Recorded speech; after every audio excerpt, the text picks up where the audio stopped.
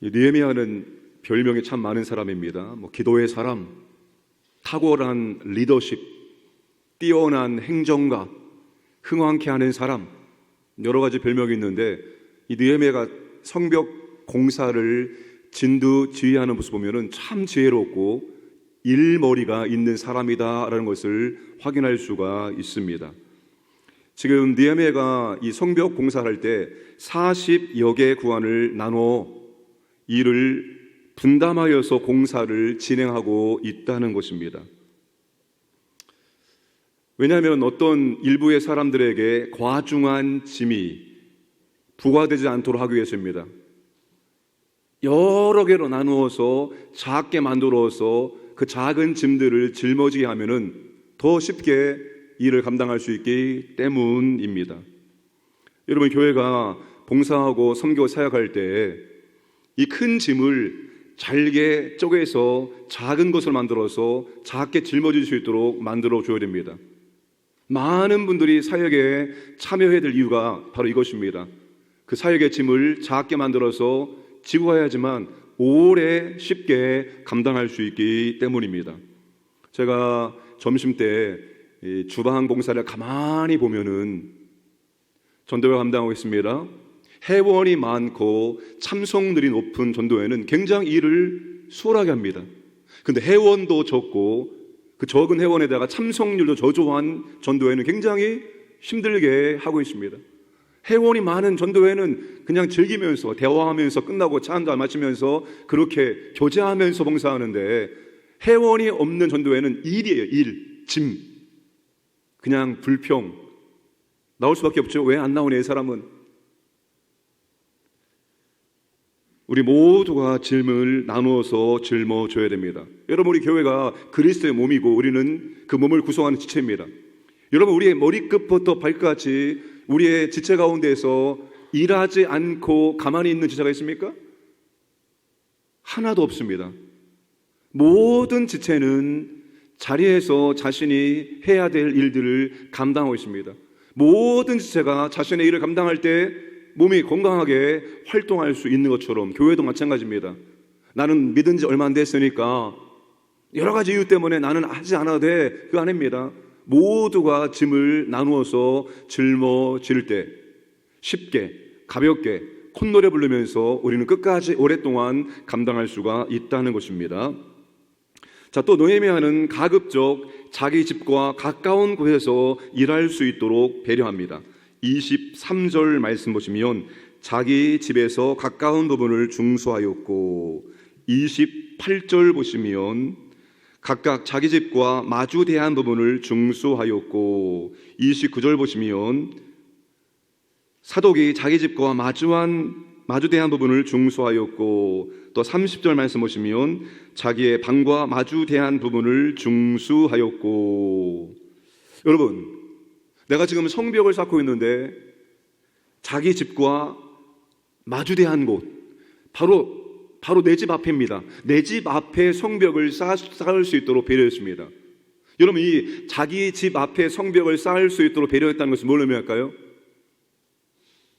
그만큼 여러분, 내 집 앞에 있는 성벽을 쌓는다 하면은 그만큼 마음이 가겠습니까? 안 가겠습니까? 마음이 가죠. 관심이 가죠. 더 열심히 더 튼튼하게 성벽을 쌓을 수밖에 없습니다. 그리고 자기 집 바로 앞에 있기 때문에 시간을 절약할 수 있습니다. 만약에 우리 집과 먼 데 있으면 거기까지 가려면 시간이 얼마나 많이 걸립니까?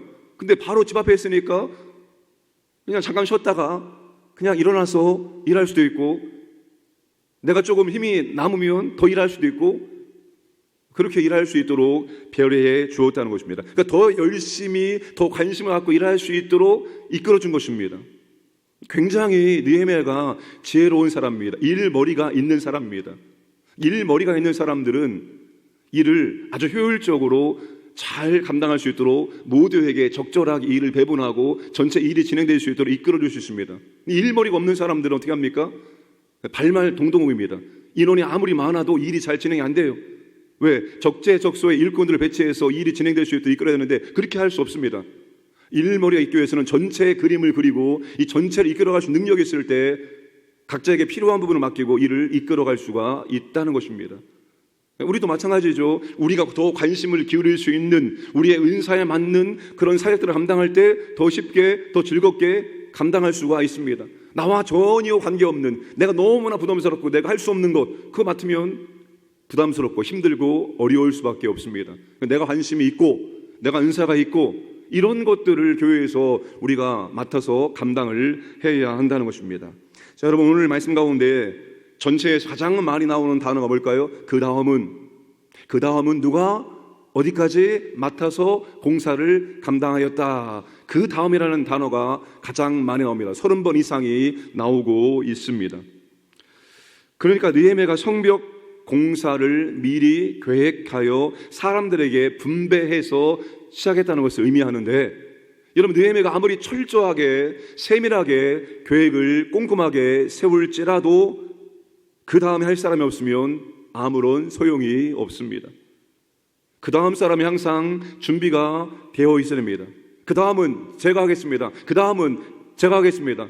여러분, 그 다음 사람이 준비가 안 되어 있으면 아무런 소용이 없습니다. 여러분, 교회는 믿음의 계주를 하고 있습니다. 앞에 먼저 간 분들도 잘 감당해야 됩니다. 그런데 그분들이 했던 것들을 이어받을 사람들이 준비가 되어 있지 않으면 아무리 앞에 있는 사람이 잘 달려도 의미가 없습니다. 거기서 끝나는 거예요. 계속 바톤을 이어받아서 계속 끝까지 결승점까지 잘 달려갈 수 있어야 되는 것입니다. 그러니까 내가 지금 잘 감당하는 거 중요합니다. 그런데 내가 감당한 사역을 받을 사람이 준비가 되어 있느냐, 다음 사역자를, 다음 믿음의 일꾼들을 우리가 미리 준비해서 바톤을 받을 수 있도록 만들어 주어야 하는 겁니다. 그래서 여러분, 다음 세대가 중요한 거예요. 다음 세대 말하는 이유는 그 다음 세대가 믿음의 바톤을 받아야 되는데 다음 세대가 준비가 안 되어 있습니다. 다음 세대가 믿음이 없습니다. 다음 세대가 없어요. 그러면 우리 때에서 끝나는 것입니다. 교회의 역사를 가만히 보게 되어지면 이게 정말 바톤을 잘 이어받아서 계속해서 잘 흘러가는, 잘 성장하는 교회가 있지만 앞에서 너무나 잘했는데 뒤에서 잘못 받아가지고 마이너스, 꼬꾸라지는 경우가 얼마나 많이 있는지 모릅니다. 그렇기 때문에 항상 우리는 다음을 준비해야 됩니다. 구역에서도 여러분, 내가 지금 구역장인데 다음 구역장이 누구냐, 다음 예비 구역장이 누구냐, 그 사람을 찾아야 됩니다. 그 사람을 미리 발견해놓고 네가 다음 구역장이야 이렇게 말하면 안 돼요. 절대 안 됩니다. 내가 지금 전도회장인데 네가 다음 회장이야? 안 됩니다. 절대로 그렇게 미리 말하면 도망갑니다. 느끼지 못하도록 아주 더 잘 섬겨주고 칭찬해주고 격려해주고 이끌어서 잘 배울 수 있도록 해주고, 나도 모르는 사이에 그렇게 딱 준비가 되었을 때 바톤이 넘어갈 수 있도록 만들어 주어야 합니다.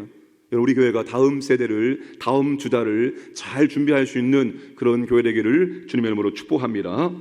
자, 또 보니까 20절 말씀 보겠습니다. 20절 말씀 보시면 여러분, 이 3장에 기록하는 형식적 패턴이 굉장히 유사합니다. 그런데 이 비슷한 패턴에서 벗어나는 어떤 특별한 단어들이 나오는 것을 볼 수가 있습니다. 그게 20절입니다. 20절 보시면 그 다음은 삽배의 아들 바룩의 한 부분을 힘써 중수하여, 다른 사람들은 그냥 중수하였다라는 표현이 나오는데 여기에서 힘써라는 부사가 처음으로 등장하고 있습니다. 힘써. 여러분, 힘써라는 단어가 뭡니까? 더 열심히 성벽 공사를 감당했다는 말입니다. 더 열심히 다 참여하여서 성벽 공사를 감당하고 있는데 그 중에 어떤 사람은 더 힘을 내서 더 열심히 성벽 공사를 감당하는 사람이 있었다는 사실입니다. 그렇죠, 여러분. 다 똑같이 하는 것이 아닙니다. 어떤 사람은 더 열심히 하는 사람들이 교회 안에는 반드시 있어야 됩니다. 21절 보시면 학구스의 손자 우리아의 아들 무레못은 자신이 할당받은 목뿐만 아니라 그 이상을 더 감당한 사람입니다. 자, 왜 그런가 하면 4절 보세요. 4절에 그 다음은 학구스의 손자 우리아의 아들 무레못이 중수하였고, 21절입니다. 그 다음은 학구스의 손자 우리아의 아들 무레못이 한 부분을 중수하여. 여러분, 이 사람은 한 부분만 중수한 것이 아니라 그 이상을 중수했다는 사실입니다. 어떤 사람은 조금 더 열심히 일했고 어떤 사람은 다른 사람보다 더 많이 감당을 하였다는 것입니다. 여러분, 교회는 똑같이 감당하는 것이 아닙니다. 어떤 경우에는 똑같이 기준을 정해놓고 너도 이렇게 해, 우리 모두 다 이렇게 하자라고 말하는데 완전 잘못된 겁니다. 헌금을, 야, 우리 헌금 똑같이 정해놓고 하자. 이상하지 마, 절대로. 어떻게 그런 일이 있을 수 있습니까? 어떻게 똑같이 정해놓고 할 수 있습니까? 공산당입니까? 공산당이에요, 교회가? 다 똑같이 해야 돼. 더 열심히 하는 사람이 있어야 되고 다른 사람보다 배나 더 많이 감당해낼 사람들이 있어야 되는 거예요, 교회는요. 왜 그렇습니까? 받은 은혜가 달라요. 받은 축복이 달라요. 믿음의 분량이 달라요. 그러니까 여러분, 당연히 더 열심히 하는 사람들이 있어야 되고 헌금도 배나 아니 10배나 아니 100배나 더 많이 내는 분들도 나와야 되는 것입니다. 어떤 사람은 이만큼을 버겁게 감당하지만 어떤 사람은 이만큼을 넉넉하게 감당할 수 있는 분들이 나와야 되는 거예요. 받은 은혜가 다르고 능력이 다르고 은사가 다르고 복이 다르기 때문입니다. 그러니까 여러분, 받은 만큼 하세요. 받은 만큼. 내가 하나님께 받은 만큼 하세요. 믿음도 축복도 은혜도 사랑도 하나님께 받은 만큼 하시면 됩니다.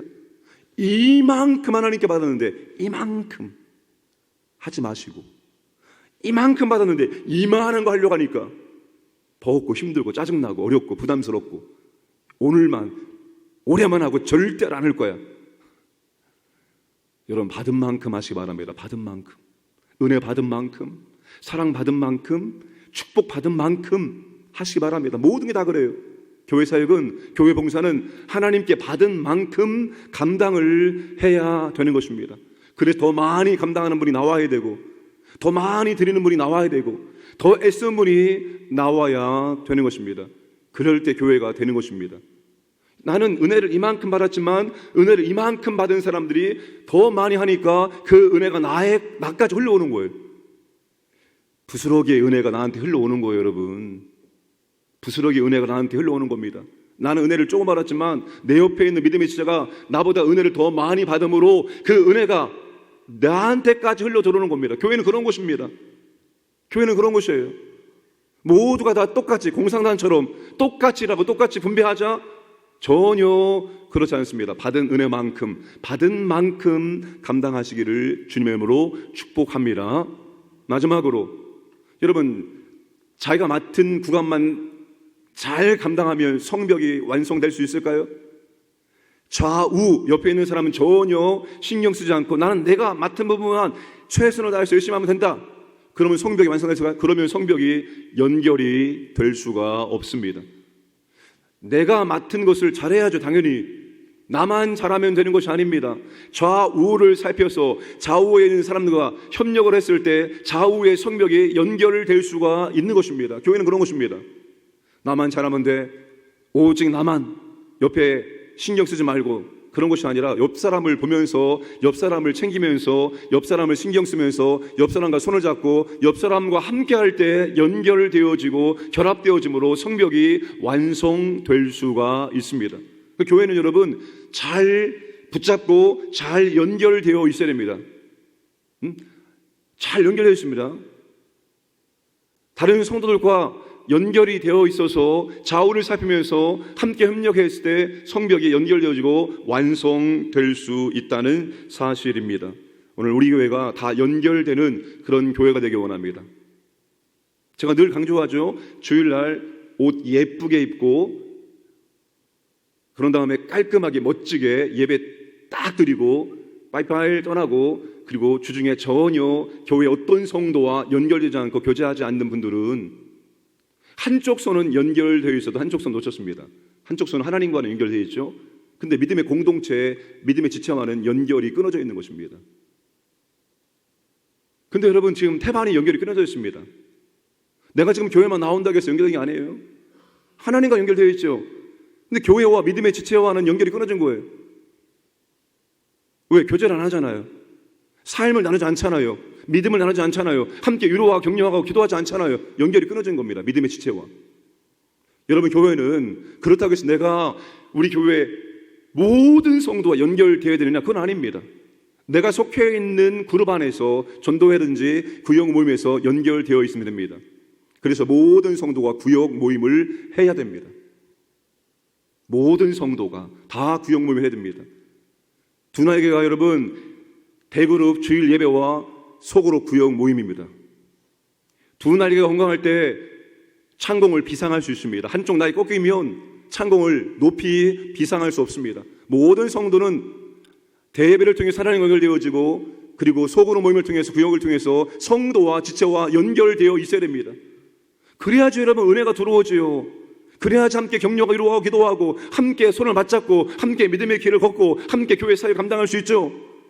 전 교인이 구역 모임하는 날이 속히 돌아오기를 주님의 이름으로 축복합니다. 아멘을 왜 안 하십니까? 전 교인이 구역 모임하는 날이 속히 돌아오기를 주님의 이름으로 축복합니다.